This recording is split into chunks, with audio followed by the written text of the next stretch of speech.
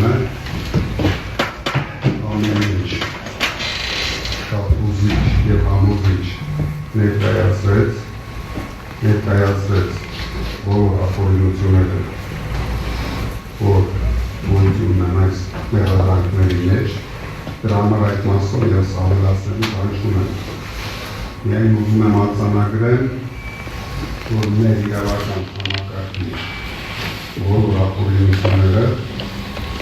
ես վստահ եմ ուղղված են իմ դեմ, մեր բոլոր թիմի անդամների դեմ, որպեսզի փորձեն կանգնեցնել մեր ժողովրդի ուժեղ Հայաստան ունենալու երազանքը։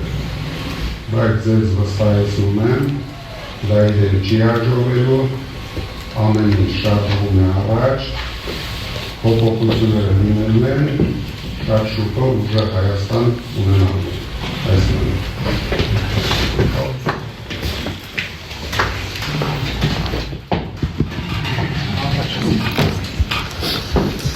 Չեմ կարող